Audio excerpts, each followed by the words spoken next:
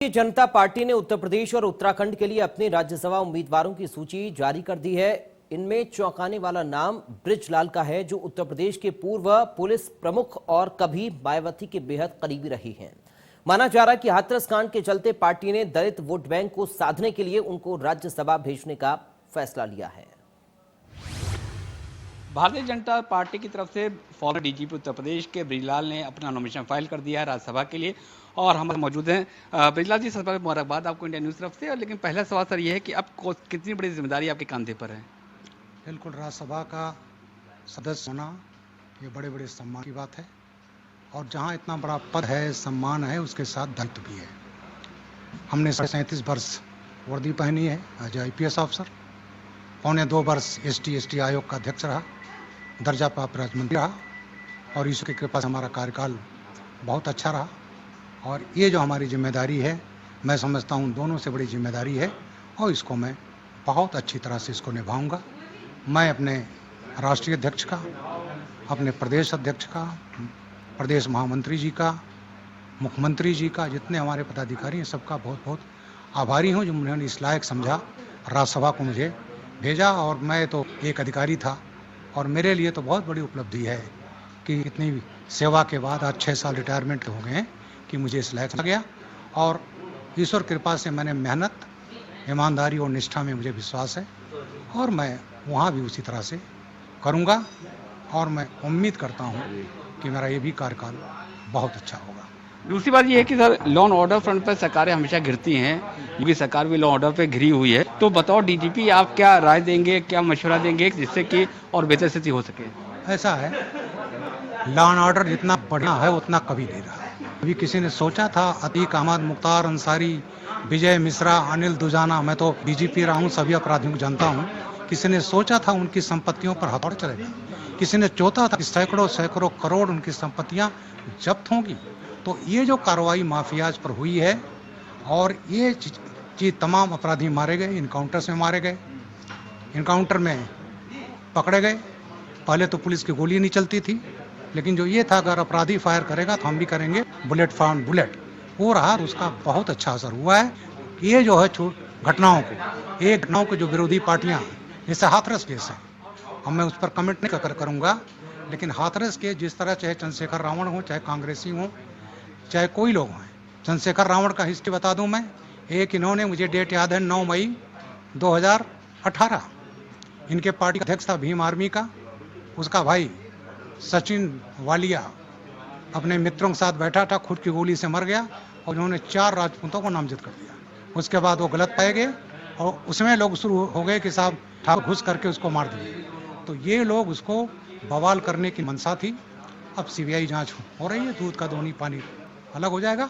तो law and order जितना अच्छा यहाँ है, लेकिन जो पार्टियां हैं जिनके पास कोई मुद्दा नहीं है, वो इन तमाम लोगों को बढ़ा चढ़ा करके उठाती हैं।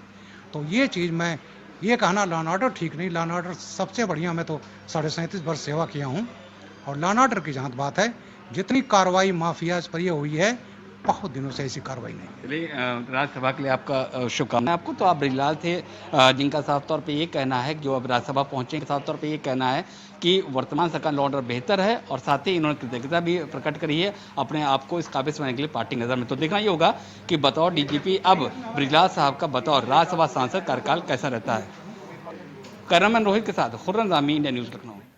बदायूं के रहने वाले BL वर्मा पार्टी के पुराने कार्यकर्ता हैं। ब्रिज क्षेत्र के अध्यक्ष रहने के साथ ही वो अन्य कई पदों पर भी रह चुके हैं। सूबे में BJP की सरकार बनी तो उन्हें सिडको का अध्यक्ष बनाया गया।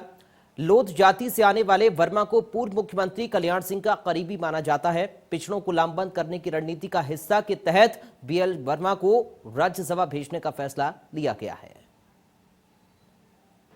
BL वर्मा साहब हमारे साथ मौजूद है, जिन्होंने राज्यसभा भारतीय जनता पार्टी तरफ से अपना पर्चा भरा है।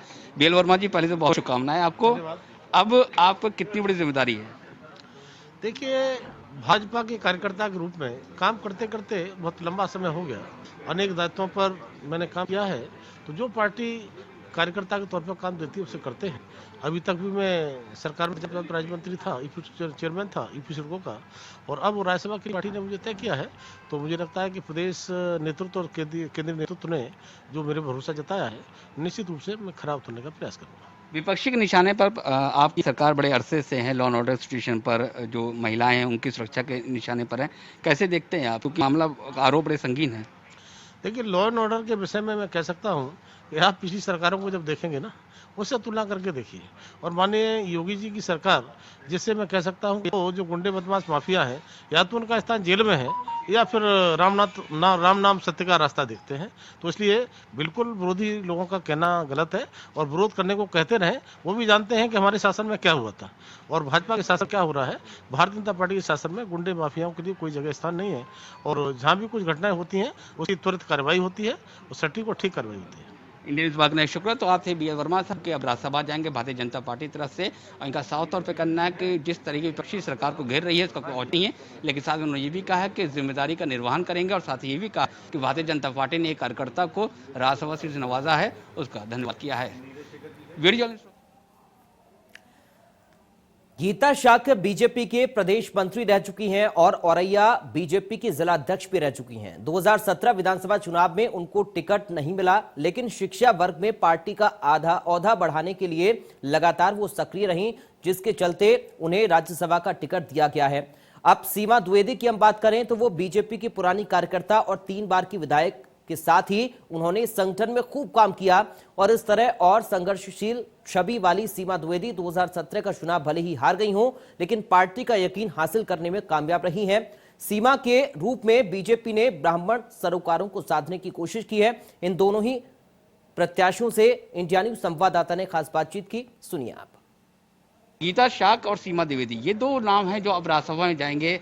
भारतीय जनता पार्टी ने चुना है, उनसे हम बात करते हैं। मैम, ये बताइए कि कितनी बड़ी उपलब्धि मान रही हैं, क्या आप इस काबिल थे कि आपको पार्टी ने इतना बड़ा जिम्मेदारी दी है? देखिए, मैंने तो कभी सपने में भी नहीं सोचा था। जो पार्टी ने दिया है ये मेरे लिए तो अद्वितीय है। मैंने कभी सपने में भी नहीं सोचा था। मैं एक साधारण सी कार्यकर्ता हूँ और राज्यसभा में भेजा, इसके लिए पार्टी के शीर्ष नेतृत्व को बहुत बहुत धन्यवाद ज्ञापन करती हूँ। क्या मुद्दे आप उठाएंगे सभा में? आप एक महिला हैं, महिलाओं को लेकर तमाम अत्याचार भी हो रहे हैं, कैसे उठाएंगे और कैसे देखते हैं कि क्वेश्चन घेरता है कि जो उत्तर प्रदेश में महिला सेफ नहीं है, कैसे आप इसको देखती हैं? देखिए, आप पुराने आंकड़े निकाल के देख लीजिए, पिछली सरकारों से के इस सरकार में बहुत ज़्यादा महिलाओं को कहीं बीच में एक आध आ जाता है ऐसा मामला, कहीं ऐसा नहीं है। महिला वास्तव में सुरक्षित है भारतीय जनता पार्टी की सरकार में।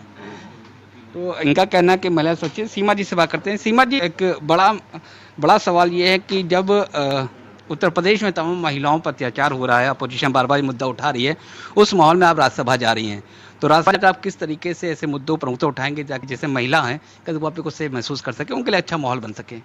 देखिए, महिलाओं को जहाँ तक महसूस कराने की बात है, मैं भी एक महिला हूँ, साधारण परिवार की महिला हूँ, किसान हूँ, गांव की हूँ, और मैं भी बिल्कुल 25 साल की उम्र से भारतीय जनता पार्टी की मैंने राजनीति स्टार्ट किया। मैं तो जो मेरा अपना अनुभव है, जो मेरा अपना आंकड़ा है, भारतीय जनता पार्टी की सरकार में ही महिलाएं सुरक्षित रहती हैं। समाजवादी पार्टी की सरकार थी, बहुजन समाजवादी पार्टी की सरकार थी, आपने खुद आंकड़े उठा करके आप देखेंगे तो उनके ज़माने में ग्राफ बहुत ज़्यादा हाई था। और हमारी सरकार ने, हमारे माननीय योगी जी ने इतना कठिन कानून बनाया है, इतना अधिकारियों को ऐसा निर्देशित दिया है कि कोई घटना होती नहीं है कि 24 घंटे के अंदर पर्दाफाश उसमें हो जाता है। कौन से मुद्दे होंगे राज्यसभा में जिनको आप प्रमुखता से उठाएंगे? देखिए, हम उत्तर प्रदेश के रहने वाले हैं, हम पूर्वांचल के लोग रहने वाले हैं, हम पूर्वांचल से पूरब के लोगों से बिलोंग रखते हैं, और हमारा उत्तर प्रदेश अपने आप बहुत बड़ा प्रदेश है, और आदरणीय योगी जी की अगुवाई में हमारा प्रदेश बहुत तेज़ी के साथ विकास कर रहा है। और हम राज्यसभा मेरे लिए एक नया है, अभी मेरे लिए एक सीखने सी जैसी चीज़ होगी। विधानसभा में मैं 3 बार विधानसभा में रही, तो अच्छा खासा अनुभव है। उसी अनुभव के आधार पर जब मैं राज्यसभा में जाऊंगी तो देखूंगी कि बेहतर क्या हो सकता है। बेहतरी के लिए मैं पूरा का पूरा प्रयास करूंगी। कि फिलहाल इंडिया न्यूज़ से आप दोनों को शुभकामनाएं। तो आप थी गीता शाक्य और सीमा द्विवेदी जी, जो अब राज्यसभा में उत्तर प्रदेश में बीजेपी का प्रतिनिधित्व करेंगी और वो मुद्दे उठाएंगे जिससे कहा जा सके कि हाँ, महिलाएं भी राज्यसभा में मुकर होकर अपनी बात रख सकती हैं। भविष्य क्या होगा ये तो भविष्य बताएगा, लेकिन फिलहाल इन सबको शुभकामनाएं। वीडियो जर्नलिस्ट के साथ खुर्रम जामी, इंडिया न्यूज़, लखनऊ। कभी विदेश सेवा के अधिकारी रह चुके हरदीप पुरी 2018 में पहली बार नागरिक उड्डयन मंत्री बनाए गए। 2019 में अमृतसर से बीजेपी ने उनको मैदान में उतारा, लेकिन वो हार गए। लेकिन मोदी का भरोसा जीतने में कामयाब रहे। हरदीप पुरी को यूपी से बीजेपी ने राज्यसभा उम्मीदवार बनाया है। केंद्रीय मंत्री हरदीप सिंह पुरी हमारे साथ मौजूद है। इन्होंने आज ही राज्यसभा के लिए अपना पर्चा फाइल किया। हरदीप सिंह की जिम्मेदारी लगातार आप पर बढ़ रही है, ये जिम्मेदारी लगातार बढ़ रही है, इसका आप क्या माने निकालते हैं? मैं समझता हूँ जिम्मेदारी की बात नहीं है, ये बहुत मेरे लिए